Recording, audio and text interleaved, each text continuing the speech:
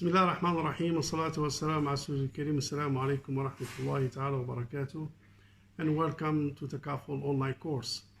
And today's discussions will be focusing on the relationship between the different parties and the business model. So briefly, if we look at the different parties in the Takaful structure, we'll see number one is the participant. So this is one party. Of course, the group of participants under one cluster or one group or under one component, and the other one is the Takaful operator, which is in the form of an entity, company, Takaful operator. And of course, we have other parties related, such as the regulators, who basically supervise the operations of the Takaful industry or the Takaful operator. And we have, of course, the Sharia committee, who will look at the Sharia compliance and related aspects related to the Sharia governance. And of course, we have the Takaful as well, because Takaful may be in the picture in case there is a need for the Takaful operator to cede or share part of the risk to the Takaful. So we have the participant, then we have the Takaful operator, then we have the Takaful, then on the other hand, we have the regulators supervise, and we have the Sharia committee that look at the compliance. Now, if you look furthermore at the components in the business model that we are going to touch upon, we'll see additional component. Of course, in addition to the participant, where they will bring the contributions. So we have the contributions, and these contributions could be in a form of participant special account, which is basically the risk fund, and the participant fund, which is the investment or the saving fund. Then we have the Takaful operator. Then we have the other component, which is the Takaful. Then we have the claim component, because the money may flow as a result of the submitted claim, so the payout will go according to the risk coverage to the respective participant. Then we have the investments. Part of the money or the funds would be also in a form of investment. Then we have the wakala fee, part of the fee that will go to the Takaful operator. Then we have a kind of incentive investment that may emerge sometimes if the performance and the investment of the Takaful operator is good. So part of the investment in a form of ju'ala will be regarded as additional incentives fee to the Takaful operator. Then we have the surplus as a result of the performance and additional funds after basically the deductions of the fee and the of course the reserve and the claim. So whatever surplus that will go again according to the policy of the Takaful operator in the context of Malaysia. Of course, the surplus will be shared between the Takaful operator, and the surplus, some of the practices basically may go 100% to the Takaful or to the risk fund. We will discuss this one in this test in the respective course in the future. And we have the Qard Hasan that may flow in a case of deficit in the risk fund. So these are the main components that you may see in the structure of the business model of the Takaful operator, which are briefly again the participant special account, the participant account, the Takaful operator, the participant, the Takaful, the claim, the investments, the wakala fee, the incentives of the investment fee, the surplus, and the Qard. Now, when it comes to the business model and the structure, of course, there are different business models, the cooperative models, the Mudaraba model, the Wakala model, the hybrid model, which basically combine Wakala and Mudaraba. We have the Waqf model, we have the Wadi'a model. There are different models. I propose some of them at the theory level, some of them partially practice. But the most popular one is basically the Wakala Mudaraba model, which is the hybrid that we'll be talking about briefly.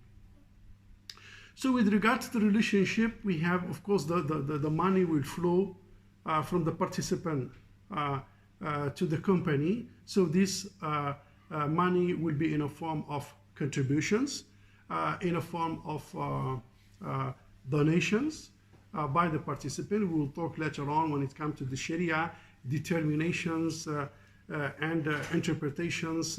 What's the appropriate legal Sharia terms that govern this kind of contributions, with some other discussions. But as of now, let's say that the money will flow to the funds based on the contributions or donation.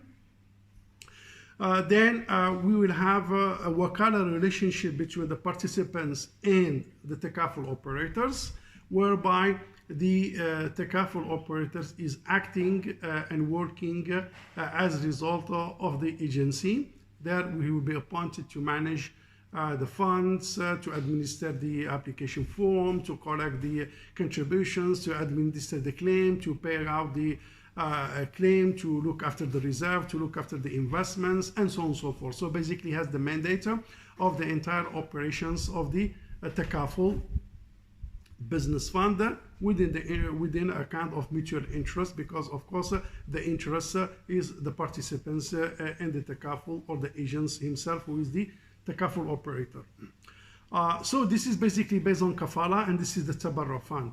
Now the other second layer is basically these funds will be invested, and it will be invested based on mudaraba. This is why we say wakala mudaraba. So the first layer represent the wakala, which is the relationship between the what's called Takaful operator and the participants, that has an overall mandate to manage the entire business operation. But when it comes to the investment funds, it is also governed by the mudaraba, where the Takaful operator will be acting as a mudaraba for the interests of the capital provider, which is in this case the participants, and the money will be invested for the interest of the participant. Of course, there are some kind of profit sharing also that may take place over there. And as you can see, the return or the income or the resources that represent the Takaful operator may come from the wakala fee in the first place, then will come from the investments on the mudaraba, then will come from the surplus, if there is a surplus, then it will come from some incentives fee that could be generated as a result of the very good performance of the Takaful operators in the investment portfolio. Now, when it comes to the business model, there are a bit difference between the general business model and the family business model. And the reason being is that in the general Takaful model, so basically the entire fund will go to the risk fund, and basically it will be deployed in a what's called, of course, investments, and within the operation of the business of the Takaful operators, whereby they will be minus the fee, wakala fee, the reserve fee, and the claims. And if there is any surplus, it goes back to the participants and the Takaful operator. But when it comes to the Takaful fund based on a family, so we have the elements of the investment. This is why there is a split in the contributions, whereby part of the contributions will go to the risk fund, and the same goes to other normal, minus fee, wakala fee, minus what's called claims, and so forth, possible what's called a surplus from there, and the other one will go to the investment. This is why you will very often see that the Takaful operators, they offer what's called investment links, or when there is a family business model structures, or when there is a family product offering, you will see always the elements of the investments. So the investment is there, and if there is the investment there, definitely it is it is a family structure somehow, because part of the funds will go to the investments in order to invest the money and generate a profit, whereby the general Takaful, there is no elements of investment per se for the individual participant, but it is more to cover the entire risk. But if there is any kind of return, it will be mainly coming from the surplus as a result of the good performance of the administrations of the claims, and paying those claims, and of course providing a proper investments and fund management to ensure the sustainability and the healthiness of the fund. So this is basically in overall what's so-called the business model. As you can see, it is a bit different and a bit not similar to the what's so-called insurance business, even though, as we mentioned, that when it comes to the objective, it could be somehow common ground or common features, common objectives. When it comes to the main objective, as we mentioned, it goes to the protections, investments, and saving. If you look at the products in the family products in the general, you may see some kind of similarity. But when it comes to the underlying structures, the different types of relationship, the different types of contract that govern the relationship of the different parties with the, of course, responsibility, implications, and accountability, you see the difference between the business model of Takaful and the insurance. Again, we have to say there are different models in Takaful. And it's up to the regulators, it's up to the industry, it's up to the Takaful operator to select either one. It could be Mudaraba, it could be Wakala, it could be hybrid, it could be Waqf, it could be cooperative, it could be Wadia. So it's up to them. But sometimes the market will test those models and try to subscribe the most important, dynamic, appropriate, relevant, convenient what's so-called a business model structure, which is as of today, the Wakala, Mudaraba hybrid structures represent one of the dynamic and important and most popular structures within the industry. With that, thank you very much and see you inshallah in the coming sessions. Wassalamu alaikum wa rahmatullahi ta'ala wa barakatuh.